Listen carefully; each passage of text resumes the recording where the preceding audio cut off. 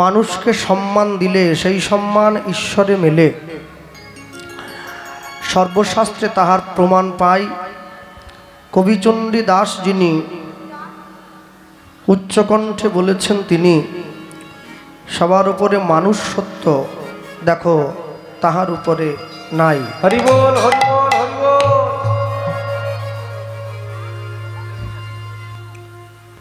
কথা বলনি, কথা বলনি। আজ থেকে 539 বৎসর পূর্বে কলিকালের মাটিতে, হ্যালো এটা কমিয়ে দিলে কেন? কলিকালের মাটিতে শ্রীকৃষ্ণ চৈতন্য মহাপ্রভুর শুভ আবির্ভাব। মানুষের দরজায়, মানুষের সাজে, মানুষের বেশে ভগবান গিয়ে দাঁড়িয়েছেন। জীব নিত্য কৃষ্ণ দাস ইহা ভুলি গেল, মায়া পিশাচি জীবের গলেতে বান্ধিল। কৃষ্ণ নাম কর জীব, আর সব মিছে, পলাইবার পথ নাই, দেখো জম আছে পিছে। হরি বল। হরিনাম কৃষ্ণ নাম মোদের পারেরও সম্বল, অন্য কোনো নাম ইথে দিতে ধরে নাহি বল। মনে রাখবেন, মানুষ পয়সা দিয়ে অনেক বড় একটা বাড়ি তৈরি করতে পারে, কিন্তু পয়সা দিয়ে কোনোদিনও শান্তি কিনতে পারবে না। পয়সা দিয়ে বাজার থেকে অনেক দামি একটা বই কিনে আনা যায়, কিন্তু পয়সা দিয়ে কোনোদিনও বিদ্যা কিনতে পাওয়া যায় না। পয়সা দিয়ে বাজার থেকে অনেক দামি একটা খাট পালঙ্ক কিনে আনা যায়, কিন্তু পয়সা দিয়ে কোনোদিনও ঘুম কিনতে পাওয়া যায় না। পয়সা দিয়ে বাজার থেকে অনেক দামি দামি সোনার গয়না কিনে গায়ে পরা যায়, কিন্তু পয়সা দিয়ে কোনোদিনও দৈহিক সৌন্দর্য কিনতে পাওয়া যায় না। পয়সা দিয়ে অনেক দামি একটা ঘড়ি কিনে হাতে পরা যায়, সময় কোনোদিনও কিনতে পাওয়া যায় না। বলছে সোনার ঘড়ি টিক টিক টিক, যা কিছু হইতেছে সবই হইছে ঠিক। জীবন চলিয়া যায় নদীর স্রোতের প্রায়, যে ইহা না বুঝিল তারে ধিক শতধিক। আর সবার শেষে বললেন, পয়সা দিয়ে অনেক দামি দামি কাপড় জামা পরে ভালো মানুষ সাজার অভিনয় করা যায়, মনুষ্যত্ব কোনোদিন কিনতে পাওয়া যায় না, ওটা অর্জন করে নিতে হয়। নিতাই গৌর প্রেমানন্দ, হরি বল। আজ থেকে 538 বৎসর পূর্বে মানুষের দরজায়, মানুষের সাজে ভগবান গিয়ে দাঁড়িয়েছেন। এই যে আমি আসরে এসে দাঁড়ানো মাত্র এই যে একটা ছেলে এসে আমাকে এই যে মালা চন্দন করলো, আমাদের সকল সম্প্রদায়কে করে গেল। আমার আগে যে গান গেয়েছে তাকেও করেছে, আমার পরে যে গাইবে তাকেও করবে। সবসময় মনে রাখবেন, প্রত্যেকটা জিনিসের একটা সিস্টেম আছে। আচ্ছা, সকলে দেখতে পাচ্ছেন তো, ও যখন এসে মালা চন্দনটা করেছে, আমাকেও যেভাবে করেছে বাকিদের ওইভাবে করেছে। তো আমি ওকে জিনিসটা ধরিয়ে না দিলে ওর কিন্তু ভুলটা ভুলই থেকে যাবে। সবই ঠিক আছে, ও অত্যন্ত শ্রদ্ধার সঙ্গে কাজটা করেছে। আচ্ছা, আমরা মুখে যখন কথাটা বলি, আমরা কি বলি? মালা চন্দন না চন্দন মালা? মালা চন্দন। মালা চন্দন শব্দ বলতে গেলে আগে কি বোঝানো হয়? আগে মালা, পরে চন্দন। কিন্তু যখন হাতে করছে আগে চন্দন পরে মালা। তাহলে মুখের কথাটা আর হাতের কাজটা দুরকম হয়ে যাচ্ছে না? আমি মুখে বললাম নিরামিষ খাই, কিন্তু পেঁয়াজটা খাই। কেউ যদি আমায় বলে কি রে এই পেঁয়াজ খাচ্ছিস কেন রে, এই পেঁয়াজ তো সবজি, তুই জানিস না? মানে আমি খাবো, এটা মেন কথা। যে কোনো প্রকারে অজুহাত দিয়ে এদিক ওদিক দিয়ে কাটান দিয়ে আমি খাবো, এটাই সিদ্ধান্ত।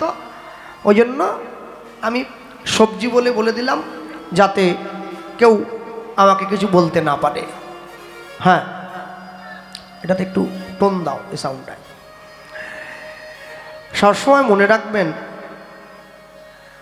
আমাদের মুখের বলাটা ঠিক আছে, মালা চন্দন, হাতের করাটা গণ্ডগোল, চন্দন মালা। ঠিকই বলা আছে আগে চন্দন নয়, আগে মালা। তবে যে মালাটা বক্তার গলায় দেওয়া হবে, সেটা কোনো মরা বাড়িতে যে মরে গেছে তার গলায় দেওয়ার মালা নয়।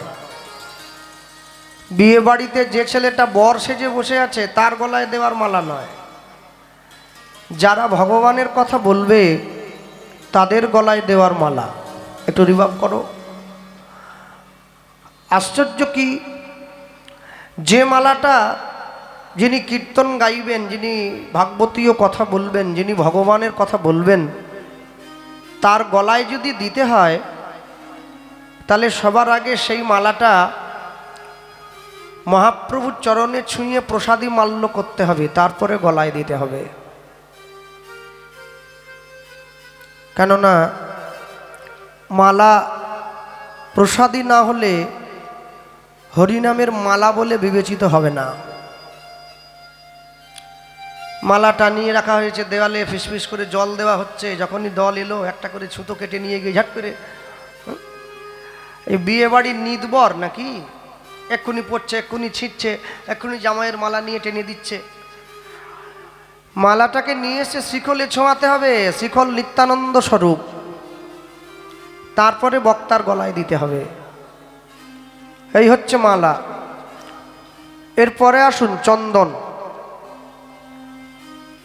চন্দন হচ্ছে পঞ্চরসের প্রতীক, শান্ত, দাস্য, সখ্য, বাৎসল্য, মধুর। এখন কপালের মাঝখানে কোনোভাবেই চন্দন দেওয়া যাবে না, এখানে স্বরূপ আছে। এখন যে চন্দন দিচ্ছিল তাকে আমি বললাম যে দাদা মাঝখানটায় দিয়েন না, দুদিকে দেন। বলার সঙ্গে সঙ্গে সে এইখান থেকে শুরু করছে, এমন দিয়েছে গাঁদা ফুলে ডুবিয়ে গাল বেয়ে পড়ছে। এটাও চলবে না। আবার এখানে না বললাম বলে সে রেগে গেল, খুলে দিয়ে এখানে একটা স্ট্যাম্প দিয়ে দিল, এখানে একটা ছাপ দিয়ে দিল, চলে। এটাও চলবে না। চন্দন শুরু করতে হবে বাঁ দিক থেকে। বাম দিকে তিনটি, শান্ত, দাস্য, সখ্য। মাঝখানে বাদ থাকতে হবে, ডান দিকে দুটি, বাৎসল্য, মধুর। চন্দনটা নাসিকার অগ্রভাগে ধরতে হবে। কেন? যাতে চন্দনের আঘ্রাণটা অন্তর পর্যন্ত চলে যায়, অন্তর গৌর প্রেমে পূর্ণ হয়। হরি বল। এই হচ্ছে মালা চন্দনের বিধি। আজ থেকে 539 বৎসর পূর্বে শ্রীকৃষ্ণ চৈতন্য মহাপ্রভু মানুষের দরজায় দাঁড়িয়ে এই কথাটাই প্রচার করলেন। কলিকালের মানুষের জীবনে সব আছে, গাড়ি বাড়ি, বিষয় সম্পত্তি, টাকা পয়সা, ধন দৌলত, স্বামী স্ত্রী, ছেলে মেয়ে, পরিবার পরিজন, আত্মীয় স্বজন, সব। তাহলে মানুষের জীবনের অভাব কি? মানুষের জীবনে শান্তির বড় অভাব। একটা বাড়িতে 5 ভাই থাকে। যখন বাবা বেঁচে ছিল 5 ভাই মিলে বাড়িটা তৈরি করেছিল। বাড়িটার নাম দিয়েছিল শান্তিনিকেতন। এখন বাবা মারা যাওয়ার পরে 5 ভাই একসঙ্গে থাকে বটে, কিন্তু এক ভাই আরেক ভাইকে দেখলে চোখের চুল টেনে ছিঁড়ে ফেলে। তাহলে এ বাড়ি কি শান্তিনিকেতন হলো? শান্তিনিকেতন কোনটা? ছোট বাড়ি হোক, মাটির বাড়ি হোক, যেখানে ভাইয়ে ভাইয়ের মধ্যে ভ্রাতৃত্ব সম্পর্ক বজায় থাকবে, পিতা পুত্রের মধ্যে সম্পর্ক সুন্দর থাকবে, মা মেয়ের মধ্যে সম্পর্ক মধুর থাকবে, সেটাই শান্তিনিকেতন। হোক না আমার কাঁচা বাসা বেঁধে রাখো ভাই, তোমার বড় বাসার তরে আমার পরাণ কাঁদে নাই।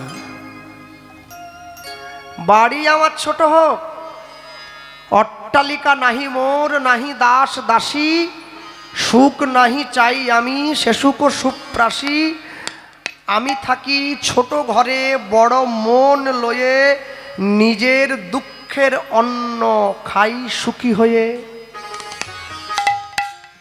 এই নীতিকে জীবনে যে জায়গা দিতে পারবে, তার জীবনে দুঃখ বলে কি জিনিস কোনোদিন থাকবে না। আপনি যদি কষ্ট পেলে ভেঙে না পড়েন, তাহলে আপনাকে কষ্ট দেওয়ার ক্ষমতা কারণ নেই। কেন? এই যে সময়টা কীর্তন হচ্ছে রাত্রি 9:30 থেকে 12:30, এই রাসের আগের আসরটা হচ্ছে সব থেকে খেচড়া আসর। খেচড়া মানে এই সময় লোকে চা খায়, এই সময় লোকে এগরোল খায়, এই সময় লোকে ডিম ভাজা খায়, এই সময় লোকে ঘুমোতে যায়, এই সময় হাত পা ছাড়াতে যায়, এই সময় গল্প করতে যায়। একবারে হাত পাটা ছাড়িয়ে হাতে ব্রাশ আর মাজন নিয়ে রাস শুনতে, সকালবেলা ঘুম থেকে উঠে রাস শুনে নাচ দেখে ঘরে গিয়ে দাঁত মেজে শুয়ে পড়বে। এই সময়ে লোককে বসিয়ে রাখা খুব চাপ। বাকি সময়গুলো যেমন তেমন হলেও মোটামুটি চলে যায়। কেন? শুধু তো ঘড়ির 12টা বাজে না, যত রাত বেশি হয় আমাদেরও 12টা বাজতে থাকে। আর আশ্চর্য হলো, ঘড়ির 12টা বেজে গেলে ঘড়িটা কিন্তু থেমে যায় না, ঘড়িটা চলতে থাকে। মানুষের 12টা বেজে গেলে মানুষ থেমে যাবে, আর চলবে না, আর চলবে না। জীবনকে আপনি যেমনভাবে উপলব্ধি করতে চাইবেন, জীবন আপনাকে তেমনভাবে ফেরত দেবে। যদি বলেন কেন? পৃথিবীতে যত মানুষ আছে, সাউন্ডটা বসে গেছে দাদা, দেখো ভালো করে দেখো, সাউন্ড কান করো। পৃথিবীতে যত মানুষ আছে, প্রত্যেকটা মানুষের চাওয়া ভিন্ন, প্রত্যেকটা মানুষের পাওয়া ভিন্ন। হ্যাঁ, আজকে কিন্তু একটা বিশেষ তিথি, আজকে হচ্ছে অক্ষয় তৃতীয়া। আর এই তিথিটার একটা বিশেষ মাহাত্ম্য আছে আমাদের সংসারে। মাহাত্ম্য কি? আজকের দিনে সবার আগে যেটা না বললে নয়, আজকের দিনে গণেশ মহাভারত লেখা শুরু করেছিল আজকের দিনটায়। আজকের দিনে কৌরব পাণ্ডবদের হস্তিনাপুরের যুদ্ধ শেষ হয়ে গেছে, যুধিষ্ঠির মহারাজের রাজ্য অভিষেক হচ্ছে আজকের দিনে। আজকের দিনে স্বর্গ থেকে পবিত্র গঙ্গা মহাদেবের জটায় পড়েছে, মহাদেব জটায় গঙ্গাকে ধারণ করেছে। তাই আজকের এই তিথিটা অক্ষয় হোক ভালোবাসা, অক্ষয় হোক মুখের হাসি, সবার জীবনে সুখ অক্ষয় হোক, আনন্দ নেমে আসুক রাশি রাশি। আজকের এই এত সুন্দর দিনে যারা হরিনাম শোনার সুযোগ পেয়েও বাড়িতে গিয়ে ঘুমিয়ে পড়ছে, তাদের পোড়া কপাল বলে বলতে হবে। কেন জানে? আজকে কীর্তন শোনার শক্তি আছে, আপনি শুনলেন না। একদিনকে শুনতে চাইবেন কিন্তু শুনতে পারবেন না, সেদিন কি হবে? আমার জীবনে চাওয়া অনেক, কিন্তু পূরণ করার মালিক হচ্ছে তিনি। আপন ইচ্ছায় জীব কোটি বাঞ্ছা করে, ঈশ্বর পুরাইলে জীবের বাঞ্ছা তবে পুরে। লটারির টিকিটটা কাটছে সবাই, কিন্তু পাবে না সকলে, পাবে যে কোনো একজনা। কেন পাবে না? যে রেখে এসেছে সে পাবে, যে রেখে আসেনি সে কোনো দিন পাবে না। এই যে চৈতন্য মহাপ্রভুকে আপনারা দেখছেন, যে চৈতন্য মহাপ্রভু আমাদের মাঝে দুটো হাত তুলে দাঁড়িয়ে আছে, এই চৈতন্য মহাপ্রভু নেতাজি সুভাষচন্দ্র বসুর মতো আঙুল বাড়িয়ে নেই, মানুষকে বলেন নাই give me blood I shall give you freedom, তোমরা আমাকে রক্ত দাও আমি তোমাদের স্বাধীনতা দেব।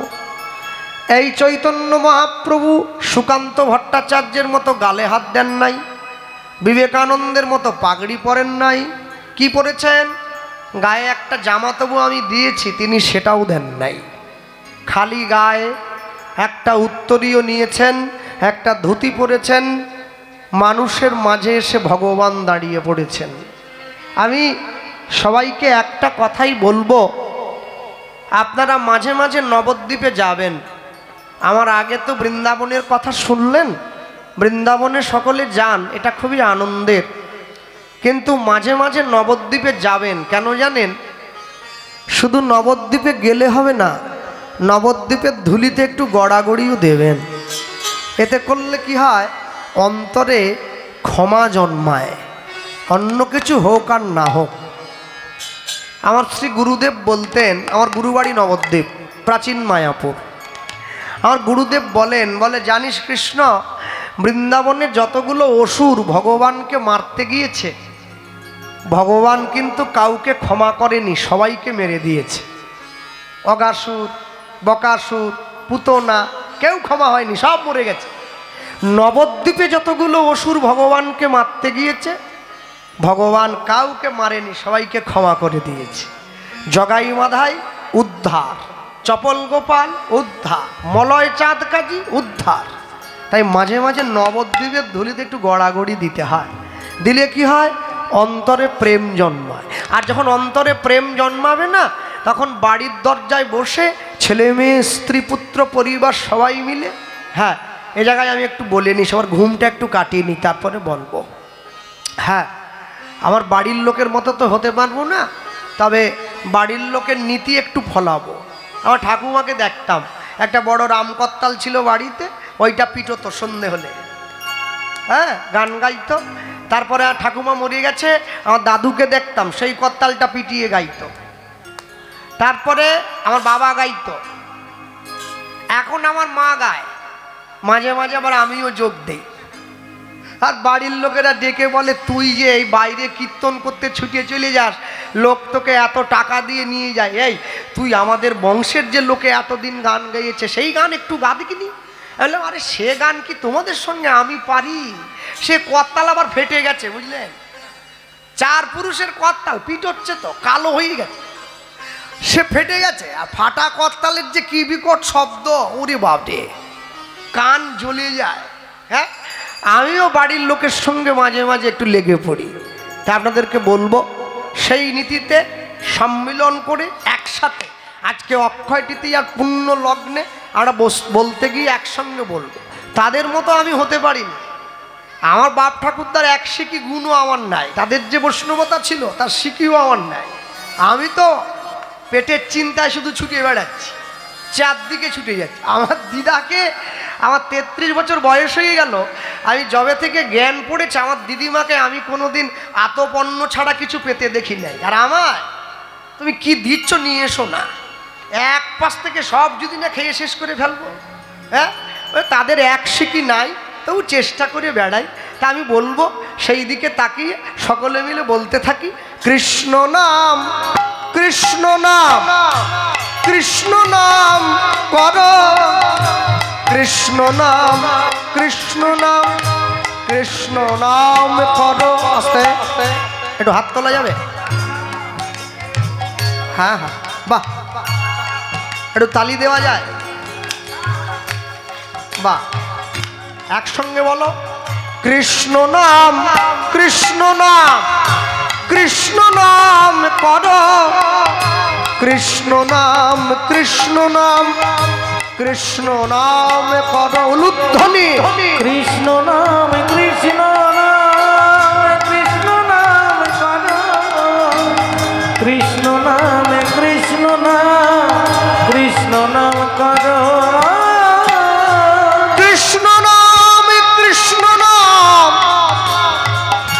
কৃষ্ণ নাম করো কৃষ্ণ নাম কৃষ্ণ নাম কৃষ্ণ নাম করো কৃষ্ণ নাম কৃষ্ণ নাম কৃষ্ণ নাম করো কৃষ্ণ নাম কৃষ্ণ নাম কৃষ্ণ নাম করো।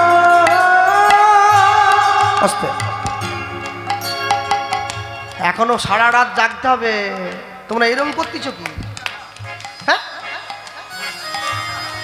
ভালো করে তোলো। হাত যে না তুলবে লক্ষ্মীর ভান্ডার পাবেনি, বন্ধ সামনের মাস থেকে। আমি ছাড়বো নি, একসঙ্গে বলতে হবে যে রাস্তায় যারা তোমাদের গ্রামে হরি নাম হাত তোলাচ্ছি আমি, হায় হায় নিজেরা তুলবে কোথা বলো। কৃষ্ণ নাম কৃষ্ণ নাম কৃষ্ণ নাম করো কৃষ্ণ নাম কৃষ্ণ নাম কৃষ্ণ নাম করো। অনুধ্বনি হরি বল। কৃষ্ণ নাম কৃষ্ণ নাম করো কৃষ্ণ নাম কৃষ্ণ নাম কৃষ্ণ নাম করো কৃষ্ণ নাম কৃষ্ণ নাম কৃষ্ণ নাম করো কৃষ্ণ নাম কৃষ্ণ নাম কৃষ্ণ নাম করো কৃষ্ণ নাম কৃষ্ণ নাম কৃষ্ণ নাম করো কৃষ্ণ নাম কৃষ্ণ নাম কৃষ্ণ নাম করো কৃষ্ণ নাম কৃষ্ণ নাম কৃষ্ণ নাম করো। আমার কথায় কেউ রাগ করবেন না আপনারা। হ্যাঁ আমাদের মেদিনীপুর থেকে আসতে গেলে না, ওই আপনাদেরকে আসতে গেলে ধুলাগড় বলে জায়গা একটা পড়ে, ধুলাগড়, যেখানে টোল ট্যাক্স আছে না। আমরা তো গাড়ির কাজ বন্ধ করে বসে থাকি, ওই মাসি মাসি আছে না, ওরা এসে গাড়ির কাছে টোকা দেয়, এই 10 টাকা দে 10 টাকা দে 10 টাকা দে। আমি 10 টাকাটা বের করেছি, হ্যাঁ দেবো, আগে বলো হরে কৃষ্ণ বলো। ভালোবেসেই হোক আর পয়সা নেওয়ার জন্যই হোক বলে একবার হরে কৃষ্ণ, এবার দে। মাসি হরে কৃষ্ণ বলছে, মানুষ বলে।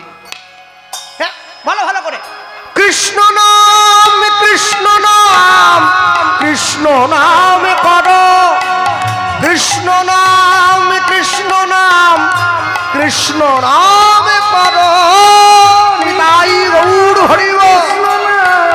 কৃষ্ণ নাম করো কৃষ্ণ নাম কৃষ্ণ নাম কৃষ্ণ নাম করো কৃষ্ণ নাম কৃষ্ণ নাম কৃষ্ণ নাম করো কৃষ্ণ নাম কৃষ্ণ নাম কৃষ্ণ নাম করো।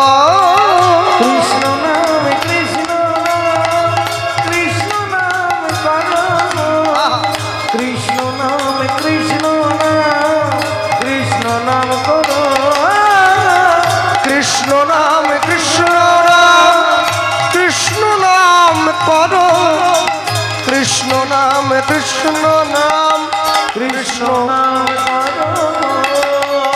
बोले भाई परम दयाल निताई चाँद की जय चैतन्य महाप्रभु की जय निताई गौर प्रेमानंद हरि बोल निताई गौर प्रेमानंद हरि हरि बोल। हाँ তাহলে যে মহাপ্রভুকে আমরা আমাদের কাছে পেয়েছি, আমরা দেখতে গিয়ে দেখলাম সেই মহাপ্রভু খালি গায়ে দাঁড়িয়ে আছে, দুটো হাত তুলে ওপরের দিকে, ধুতি একটা পড়ে আছে, গায়ে একটা উত্তরীয় নিয়ে আছে। এখন আশ্চর্যের সব থেকে কথা হলো, এই মহাপ্রভুকে আমাদের মাঝে কে পরিচয় করিয়ে দিল? মহাপ্রভু তো আকাশ থেকে পড়েনি, কেউ না কেউ আমাদের মাঝে বলে দিয়েছে যে মহাপ্রভু দেখতে এরকম ছিল, তাকিয়ে দেখো হাত তুলে খালি গায়ে। আর যখনই পরিচয়টা করিয়ে দিয়েছে, যে মানুষটা আমাদেরকে পরিচয় করিয়ে দিল সেই মানুষটাকে আমরা ভুলে গেলাম।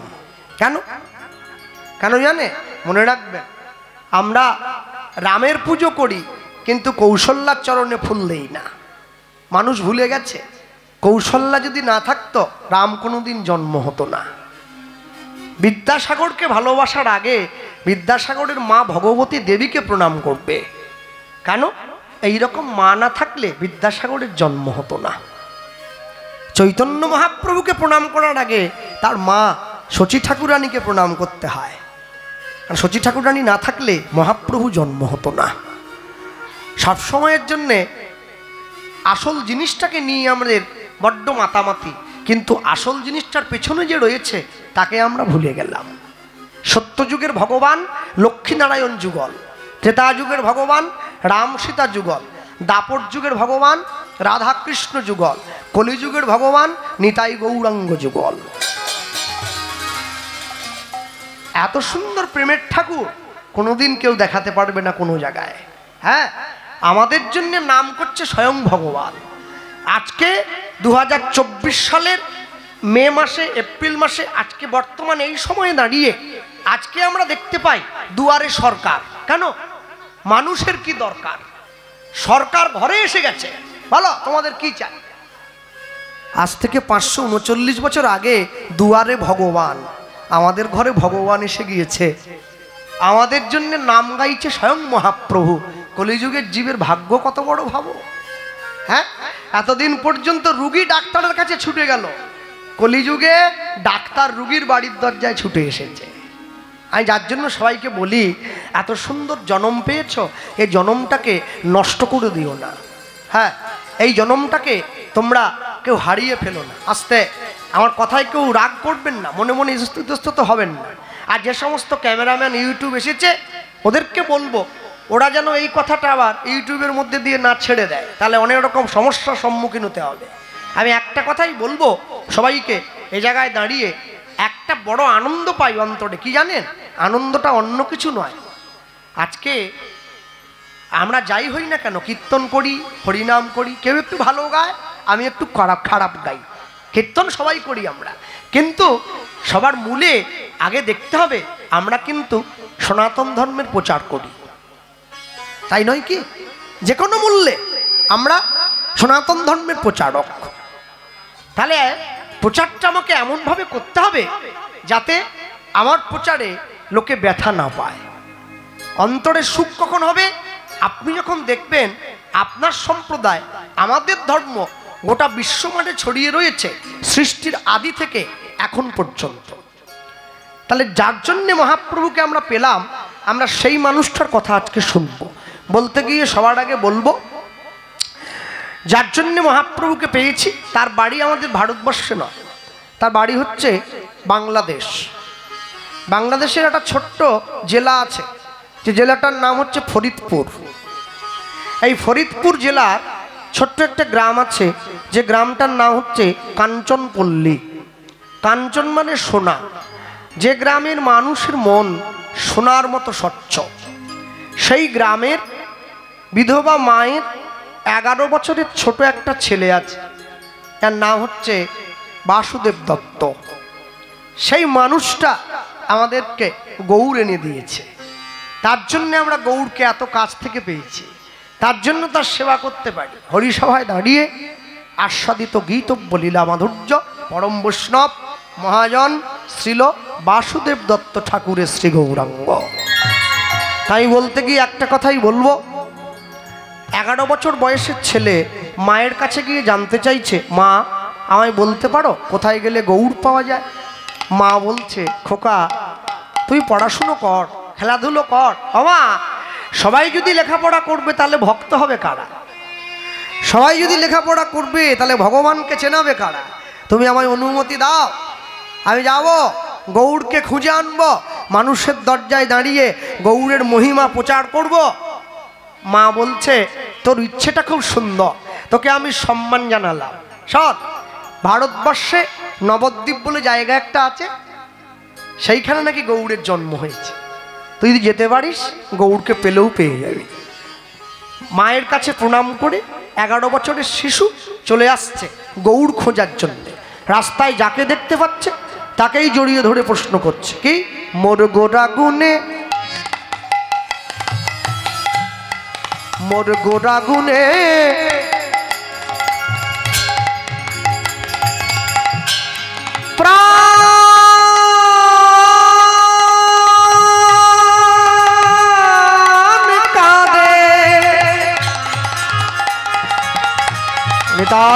গৌর হরি বল।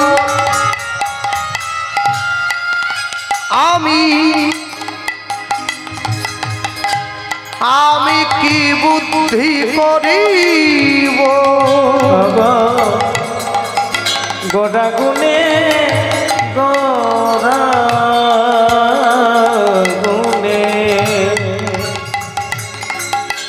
গোটা গুনে প্রাণ দে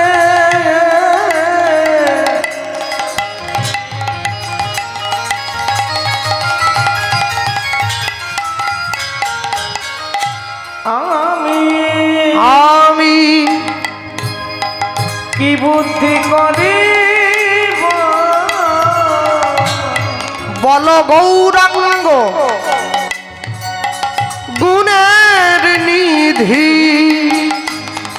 আমি কোথায় গেলে পাবো বল গৌরাঙ্গ গুণের নিধি কোথায় গেলে পাবো আমি গৌরাঙ্গ গুণের নিধি কোথায় গেলে পাবো বল গৌরাঙ্গ গুণের নিধি কোথায় গেলে পাবো আমি কোথা গেলে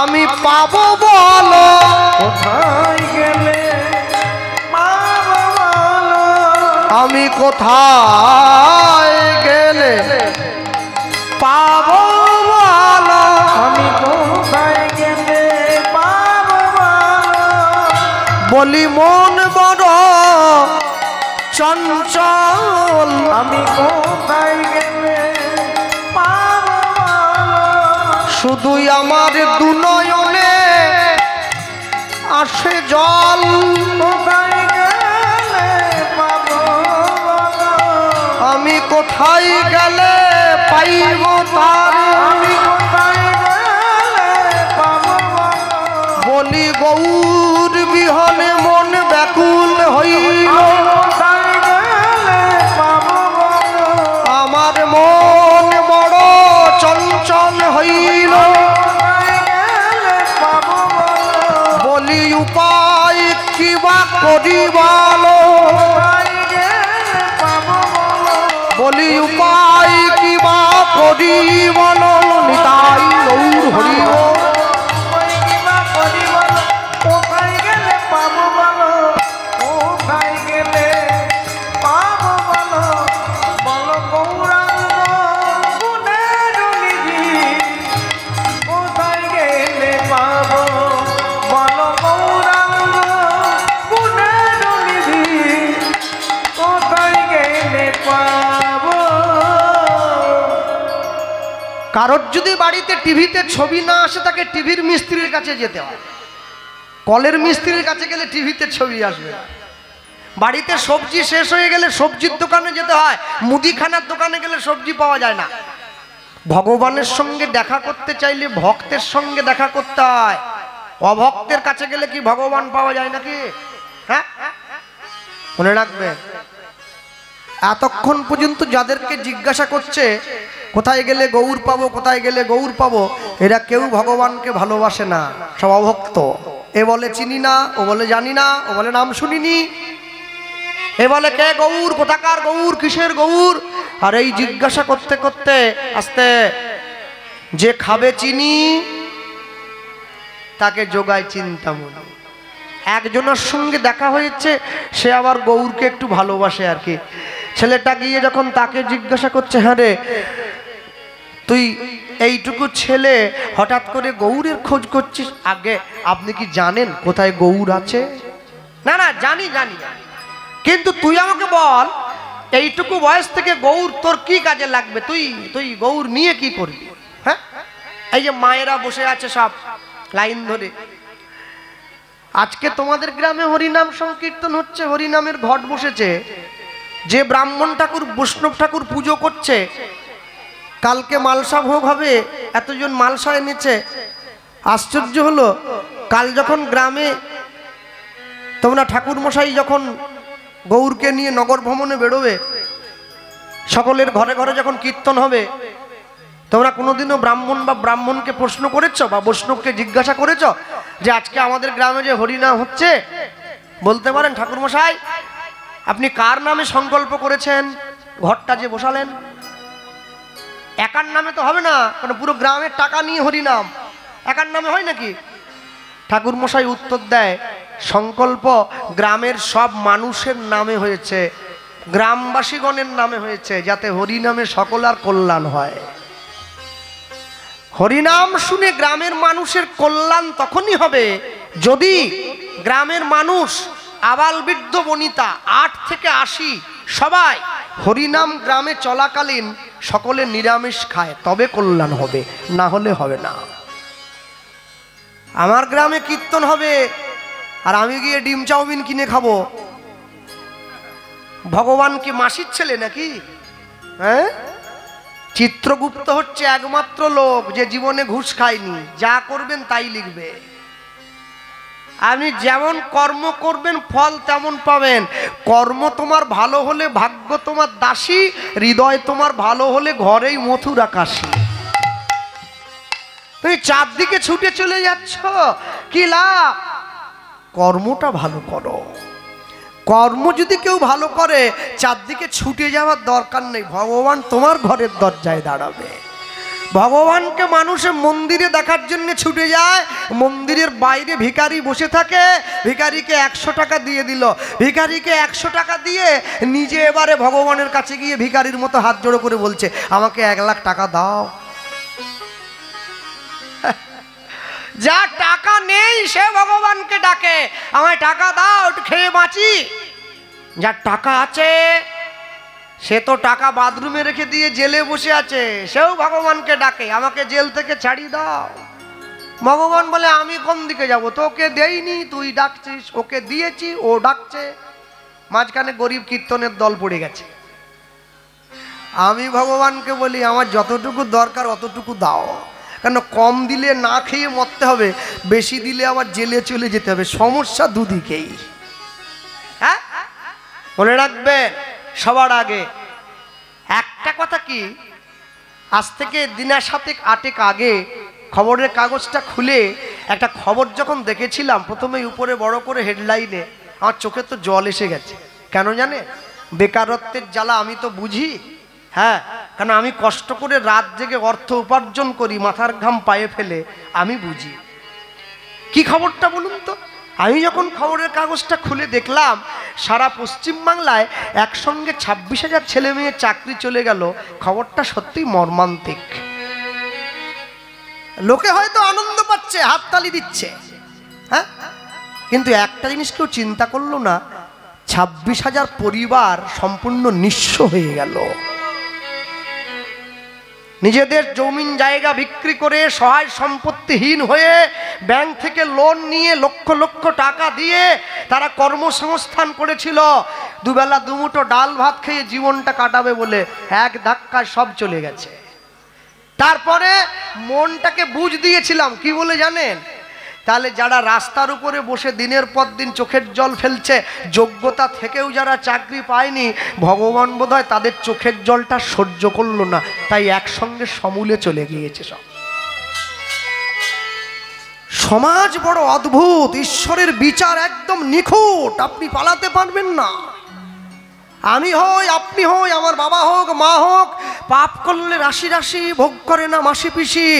এত সুন্দর বিচার তার না, হাতে হাতে ফল দিয়ে দেয়, শুধু ফলটা নেওয়ার জন্য অপেক্ষা করে থাকতে হয়। আমি বলে যাচ্ছি, কেউ যদি আপনাদেরকে হিংসা করে, কেউ যদি আপনাদের সঙ্গে শত্রুতা করে, আপনি কোনোদিন তার উপরে প্রতিহিংসা করতে যাবেন না। আপনি বিচারটা বিচারকের চরণে জানিয়ে দেন। আর বিচার যখন তার চরণে দিয়ে দেবেন না, তার বিচার যখন শুরু হবে দেখবেন একবারে গোড়া থেকে নির্মূল হয়ে যাচ্ছে সব। আপনি হাসবেন, যারা আপনাকে কাঁদিয়েছিল তারা কাঁদবে। পৃথিবীতে কোনোদিনের জন্য আপনারে লয়ে বিব্রত রহিতে আসে নাই কেহ অবনী পরে, সকলের তরে সকলে আমরা, প্রত্যেকে আমরা পরের তরে। আমি নিজে ভালো খাবো, নিজে ভালো থাকবো, নিজে ভালো বিছানায় ঘুমোবো, এটার জন্য পৃথিবীতে আসিনি। আমি কারো উপকার করতে না পারি, আমার জন্য যেন কারো ক্ষতি না হয়, আমি ভগবানকে সবসময় সেইটা বলবো যে আমি হয়তো পয়সা দিয়ে কারো উপকার করতে পারিনি, আমার অর্থ সামর্থ্য নেই, কিন্তু তুমি দেখো অজান্তেও যেন আমার দ্বারা আপনার ক্ষতি না হয়ে যায়। কেন আমি যদি আপনার ক্ষতি করি, যে করে লোকের মন্দ তার মন্দ করে গোবিন্দ। সবসময়ের জন্য মনে রাখবেন, জগতে যাই কিছু করবেন না কেন, জীবনের প্রকৃত লক্ষ্য বস্তুটাকে ঠিক রাখুন। জীবনের লক্ষ্য বস্তু ঠিক না থাকলে, মাধ্যমিকের রেজাল্ট বেরিয়ে গেছে, 1 থেকে 10 জন ছেলে মেয়ে যারা সারা রাজ্যের মধ্যে প্রথম থেকে 1 থেকে 10 হয়েছে, তার মধ্যে 6টা ছেলে নরেন্দ্রপুর রামকৃষ্ণ মিশনের ছাত্র। এখন স্বামীজিদেরকে গিয়ে জিজ্ঞাসা করা হচ্ছে, কি করে আপনার মঠের ছেলেরা 1 থেকে 10-এর মধ্যে 6 জন ঢুকে পড়ল? স্বামীজিরা উত্তর দিচ্ছে, এই যে 1টা বছর ওরা মাধ্যমিক দেবে, এই 1টা বছর ওদেরকে আমরা মোবাইল থেকে দূরে রেখেছিলাম, ফলাফল সামনে দাঁড়িয়ে আছে। কষ্ট করেছে, কেষ্ট মিলে গেছে। কষ্ট করবে না, সুখ পাবে না। কোনো কিছু অর্জন করতে হলে আগে সেই অর্জন করার মতো জায়গায় গিয়ে দাঁড়াও। হ্যাঁ, আমি যে কীর্তন গাই, আমি শুধু নয়, যারা আমার মতো এখন নতুন প্রজন্মে আমরা যারা গান গাইছি, আমাদের মধ্যে নতুন একটা ভাব ঢুকেছে। কিরম জানেন, আমি যখনই দেখি রাত একটু বেশি হচ্ছে, 11টা সাড়ে 11টা বাজতে গেল, এবার লোকে উঠছে, মানুষ তো উঠবেই, একভাবে কটা দলের গান শুনবে, বসবে, বাইরে যাবে, খাওয়া দাওয়া করবে। আমি ভাবলাম এই রে লোক মনে হয় উঠে যাচ্ছে। আমি কি করলাম, আগা 5 তলা না পে রাধে রাধে জপা করো, তুমি তো দিব্যি ভালো চলছিল, ওটা গুঁজে দিলে দুম করে কি জন্য? লোক মন দিয়ে শুনছিল বসে। হ্যাঁ হ্যাঁ,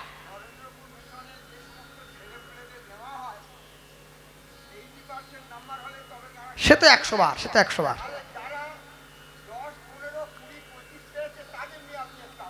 বেশ, বলছি নরেন্দ্রপুর মিশনের সেই ছেলেদের নেওয়া হয় যারা, হ্যাঁ, যারা 80% নম্বর পায়। কম নাম্বার যারা পায় তাদেরকে তো নেওয়া হয় না। হ্যাঁ, এখন কথা হচ্ছে, না না, সব থেকে বড় আশ্চর্য হলো যারা 15 পায়, যারা 20 পায়, তাদেরকে আশ্রমে মিশনে নেয় না, ভালো ছেলে মেয়েদেরকে নেয়।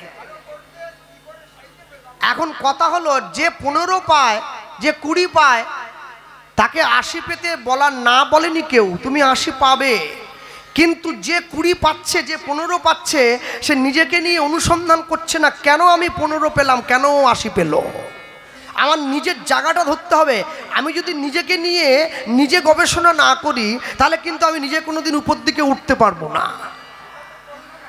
সব থেকে আশ্চর্য কি দেখুন, সব থেকে বড় আশ্চর্য হলো, মিশন খারাপ ছাত্রদের নেবে না।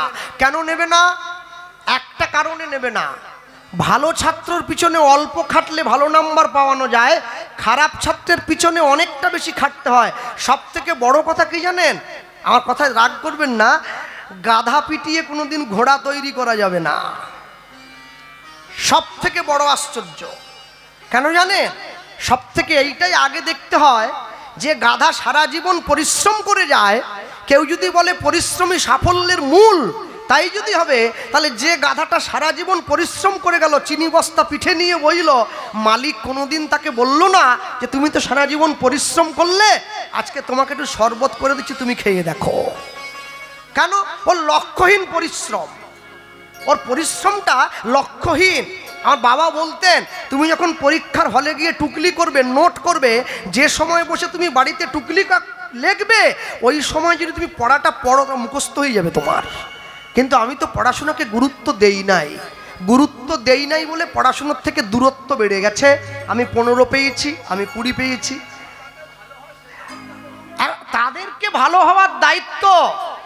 সব থেকে বড় আশ্চর্য হচ্ছে, আমি নিজেকে নিজে ভালো রাখতে গেলে সবার আগে নিজের চিন্তাটা নিজেকে করতে হবে, যে আমি কি করলে নিজেকে উন্নতি করতে পারবো, তার জন্যে যারা উন্নত হয়েছে তাদের দিকে আমাকে লক্ষ্য দিতে হবে। আমি তা যদি লক্ষ্য না দেই তাহলে আমাকে উন্নতি কেন কী করে করবেন আপনি? যার বিবেক সাড়া না দেয় তার কোনো উপদেশে কোনো দিন কাজ হবে না, শত উপদেশেও কাজ হবে না। সবার আগে বিবেকটাকে সাড়া দিতে হবে। কেন জানেন? সব থেকে আশ্চর্য, যে ছেলেটা অঙ্কে 100 পায় দিনে 24 ঘন্টার মধ্যে দেখা যায় 10 ঘন্টা পড়ে, আর যে ছেলেটা অঙ্কে 5 পায় বছরে 2 দিনও অঙ্ক বইটা নিয়ে বসেনি, তাহলে দায়ী কে হবে? যে 100 পেয়েছে সে না। তাহলে যে ছেলেটা 5 পেল, ওর বাবা মাকে ওকে শিক্ষা দেয়নি, ওকেও শিক্ষা দিয়েছে, ও বাবা মার কথাটা কানে নেয় নাই, পিতামাতার কথাকে মূল্য দেয় নাই, মানুষের কাছে প্রশ্ন করছে আমি কোথায় গেলে গৌর পাবো। আর লোকটা হাত ধরে বলে উঠছে, যাও এই যে মাটির রাস্তাটা দেখছো, এই মাটির রাস্তা ধরে একটা সোজা রাস্তা চলে গেছে, এরপরে একটা নদী পড়বে, নদীটার পাড়ে যে গ্রামটা আছে সেই গ্রামটার নাম নবদ্বীপ, সেই গ্রামে তুমি গৌরকে পেয়ে যাবে। কি বললে? যে গ্রামের পাশ দিয়ে গঙ্গা বয়ে গেছে সেই গ্রামটার নাম নবদ্বীপ। বলে হ্যাঁ। তাহলে তো ডায়মন্ড হারবারের পাশ দিয়ে গঙ্গা চলে গেছে, ওটাও কি নবদ্বীপ ধরবো? বলে না, ওটা ধরবে না। তাহলে কোনটা ধরবো? বলে যে গ্রামের লোকের মুখে সব সময় গৌরের নাম হয় সেই গ্রামটার নাম নবদ্বীপ। যে গ্রামের লোক শয়নে স্বপনে নিশি জাগরণে গৌরকে ভালোবাসে সেই গ্রামটার নাম নবদ্বীপ। আসতে না, উনি আমার পিতৃতুল্য, আমাকে খুব ভালো একটা শিক্ষা দিলেন। এখানে একটা কথা মনে পড়ে, আপনার কথাটা শুনে আমার বাবা আমাকে বলতেন, জানিস কৃষ্ণ, যে মুখে হরি নাম হয়, যে মুখে কৃষ্ণ নাম হয়, যে মুখে ভগবানের নাম হয়, সেই মুখ যদি বিড়ি তিরঙ্গা তামাক গুটকা সিগারেট শিখর বিমল কাটা খৈনি খায়, ওকে মুখ বলেনি, ওকে বলে ভাগাড়। তার বাবা তো মরে গেছে 15 বছর আগে। তাহলে আমি যদি বাবার কথাটা গুরুত্ব না দিয়ে আমি যদি রাস্তায় দাঁড়িয়ে ডিম চাউমিন খাই, আমি কিন্তু কীর্তন করতে আসবো, আপনি গান শুনবেন, হাটে 10 টাকা দেবেন, যার ভালো লাগলো সে প্রণামটাও করে চলে গেল, কিন্তু একবার দেখতে হবে আমি ঘুষটা খেয়ে নিলাম, সহ্য করতে পারবো তো? ভগবানের নামের সঙ্গে আমিষ চলবে না।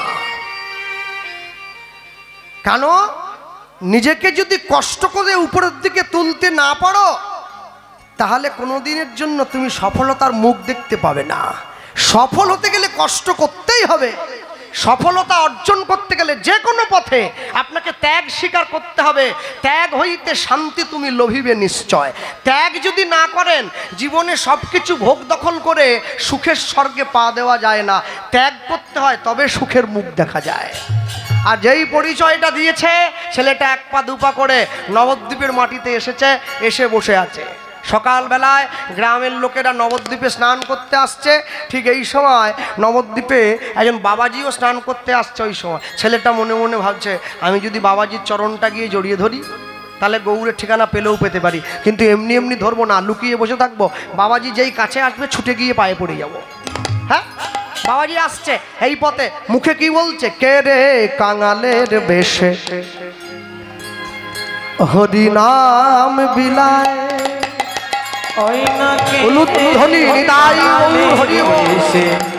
হরি নাম বিলায় বিলায়, কে রে কাঙালের বেশে হরি নাম বিলায়, কাঙালের বেশে হরি নাম বিলায় বিলায়। ও গো প্রেম দাতা নিতা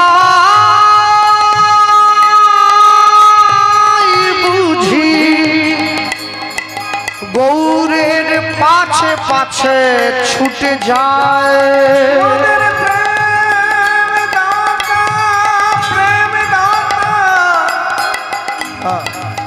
নিতাই বুঝি নিতাই বুঝি গৌরের পাছে পাছে ছুটে যায়।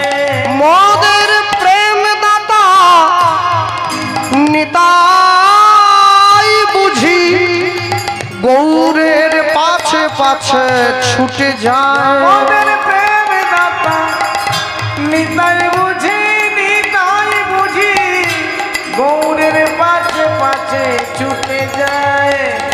কে রে কাঙালের বেশে হরি নাম বিলায় বিলায়, কে রে নিতাই গৌর হরি বল, হরি